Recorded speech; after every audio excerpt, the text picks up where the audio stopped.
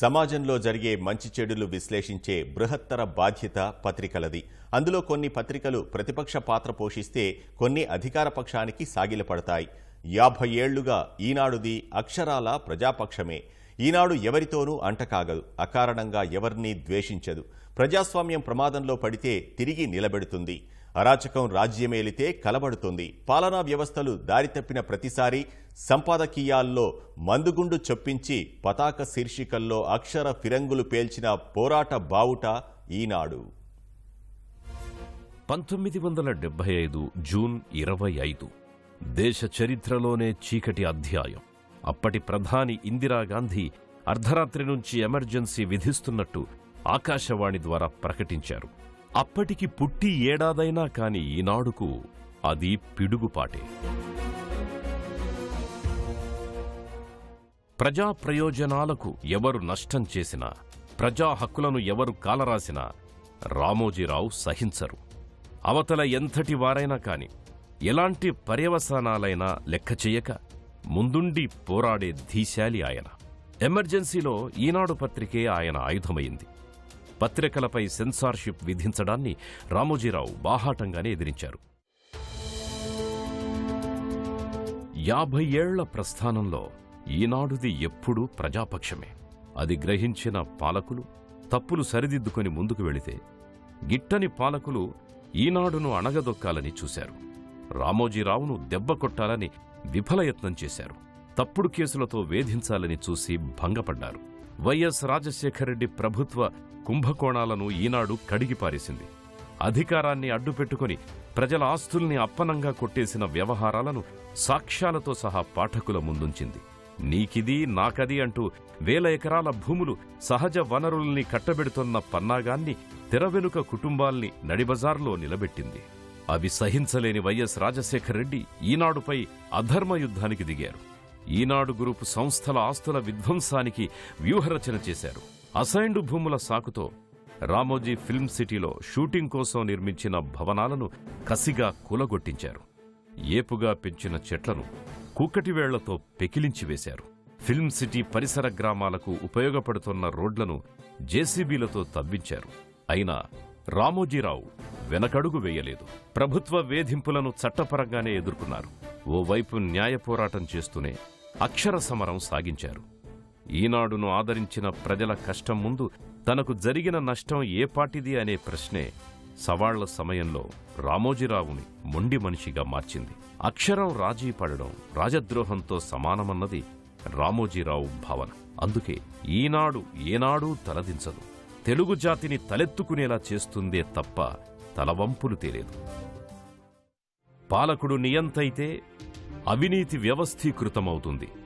హద్దులు మీరిన అధికార కాంక్ష ప్రజాకాంక్షలను బలిపెడుతుంది. 2019 నుంచి 2024 వరకు రాష్ట్రంలో జరిగింది అదే. నయా ఫాసిస్ట్ పాదాల కింద ప్రజాస్వామ్యం నలిగిపోతుంటే ఈనాడు సహించలేకపోయింది. 2019 నుంచి 2024 వరకు జగన్ దుర్మార్గాలపై అసాధారణ పోరాటం జరిపింది.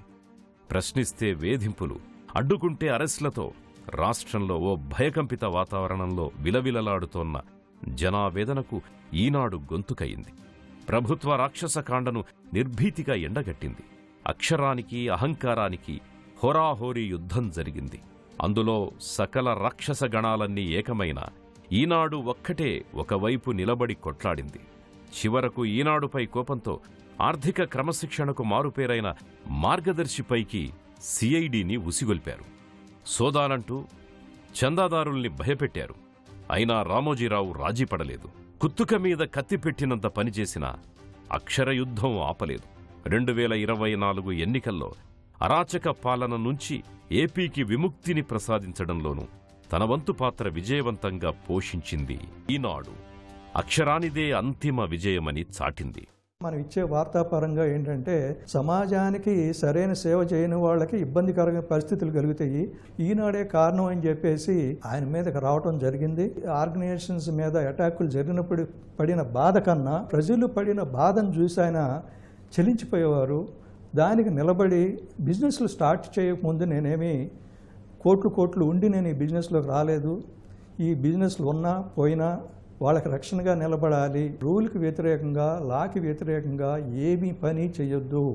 నాకు సంస్థకి అప్రదిష్ట పాలు చేయబాకండి. మనం ఎప్పుడు కూడా సమాజాన్ని, ప్రజల సమస్యల్ని దృష్టిలో పెట్టుకునే పనిచేయాలి తప్పితే పక్క చూపులు చూడకూడదు. చూసాము అంటే మన ముఖ్య ఉద్దేశం అనేది దెబ్బతింటుంది అనేది చివరి వరకు మాకు ప్రబోధించారు ఆయన. ఈనాడు శక్తి సామర్థ్యాలు, వార్తల విశ్వసనీయత, అచంచల ప్రజాదరణను గిట్టనివారు గౌరవించి తీరాల్సిందే. కాంగ్రెస్ అప్రజాస్వామిక విధానాల్ని ఎండగడుతున్న ఈనాడు విజయవాడ ఎడిషన్ ప్రారంభోత్సవానికి నాటి సీఎం మర్రి చెన్నారెడ్డిని ఆహ్వానించినా ఆయన రాలేదు. అదే చెన్నారెడ్డి తాను నిద్రలేవగానే తన ముందు ఈనాడు పేపరుండాలంటూ ఒకానొక సందర్భంలో చెప్పడం ఈనాడు వార్తా ప్రమాణాల గౌరవానికి నిదర్శనం. వరదలు, తుపాన్ల సమయంలో క్షేత్రస్థాయి పరిస్థితుల్ని ఆకళింపు చేసుకోవడానికి తనకు ఈనాడు ఎంతో సహాయకారిగా ఉందంటూ ఓ సమయంలో మంత్రివర్గ సహచరులు, అధికారులతో చెన్నారెడ్డి చెప్పారు. అది ఈనాడు అక్షరానికున్న నిబద్ధత, విశ్వసనీయత. పత్రికా స్వేచ్ఛపై రామోజీరావు రాజీలేని పోరాటమే ఈనాడుకు చెక్కు చెదరని ఆత్మస్థైర్యం. దానికి నిదర్శనమే 1983 మార్చి 9న శాసనమండలిలో తలెత్తిన వివాదం. శాసనమండలిలో ప్రశ్నోత్తరాల రద్దుపై పెద్దల గలాభా అనే శీర్షికతో ఈనాడు వార్తను ప్రచురించింది. రామోజీరావుని అప్రతిష్టపాలు చెయ్యాలన్న కుట్ర పన్నిన కొన్ని స్వార్థశక్తులు రామోజీరావు సభకు వచ్చి క్షమాపణ చెప్పాలంటూ మంకు పట్టుపట్టాయి. ఇంగ్లీష్లో ఎల్డర్స్ అంటే తెలుగులో పెద్దలు అని, తాను ఎలాంటి క్షమాపణలు చెప్పాల్సిన అవసరం లేదు అని రామోజీరావు తేల్చి చెప్పారు. అయితే రామోజీరావును సభకు పిలిపించి మందలించాల్సిందేనంటూ 1984 ఫిబ్రవరి 27న సభా హక్కుల సంఘం సిఫారసు చేసింది. రామోజీరావుని అరెస్టు చేయాలని శాసనమండలి నాటి హైదరాబాద్ పోలీస్ కమిషనర్ విజయరామారావును ఆదేశించింది. మండలి ఆదేశాలపై సుప్రీంకోర్టు స్టే ఇవ్వగా అరెస్టు చేయాల్సిందేనని మండలి సభ్యులు పట్టుపట్టారు. ఏ వ్యవస్థ గొప్పదో తేలాలి అంటూ కాంగ్రెస్ ఎమ్మెల్సీలు రాజ్యాంగ సంక్షోభాన్ని సృష్టించే ప్రయత్నం చేశారు. ఈ సందిగ్ధంపై రాష్ట్రపతి సలహా కోరిన నాటి సీఎం ఎన్టీఆర్ అప్పటిదాకా రామోజీరావును అరెస్ట్ చేయొద్దని విధాన పరిషత్తుకు విజ్ఞప్తి చేశారు. అయినా విధాన పరిషత్ చైర్మన్ ఒత్తిళ్లతో 1984 మార్చి 28న నాటి హైదరాబాద్ సిపి విజయరామారావు ఈనాడు కార్యాలయానికి వెళ్లారు. వారెంటును అందించారు. అది తీసుకున్న రామోజీరావు సుప్రీంకోర్టు స్టే ఉత్తర్వుల్ని రివర్సులో విజయరామారావుకు అందించారు. దాన్ని చూసిన పోలీస్ కమిషనర్ మీరు రావాలనుకుంటే రావచ్చని, రావడం ఇష్టం లేకపోతే అరెస్టు చేయనని రామోజీరావుతో చెప్పారు. అరెస్టు చేసి తీసుకెళ్లితే తప్ప తనకు రావాల్సిన అవసరం లేదు అని రామోజీరావు తేల్చి చెప్పారు. అలా విజయరామారావు అక్కడ్నుంచి ఉట్టి చేతులతో వెనుదిరిగారు. ఈ పరిణామం జాతీయ స్థాయిలో పత్రికా స్వేచ్ఛపై విస్తృత చర్చకు దారితీసింది. 1987లో ఎడిటర్స్ గిల్డ్ ఆఫ్ ఇండియా అధ్యక్షుడిగా రామోజీరావు బాధ్యతలు స్వీకరించడం ఈనాడుకు దక్కిన గౌరవం. ఆ సమయంలో ప్రభుత్వాల నుంచి పత్రికా స్వేచ్ఛకు వాటిల్లిన పెను విపత్తులకు వ్యతిరేకంగా పోరాడారు. జాతీయ స్థాయిలో తన పేరుతో పాటు ఈనాడు గౌరవాన్ని కొత్త శిఖరాలకు చేర్చారు. ఈనాడు కలమే బలం. ఆ కలం ఎవ్వరికీ గులాం చెయ్యదు, అకారణంగా ఎవ్వరినీ ద్వేషించదు, ప్రజాస్వామ్య హక్కుల కోసం పిడికిళ్లు బిగుస్తుంది, అక్రమార్కులపై త్రివిక్రమిస్తుంది, వేధించే కొద్దీ పదును తేలుతాయే తప్ప అమ్ముడు పోని అంకుశాలు ఈనాడు అక్షరాలు.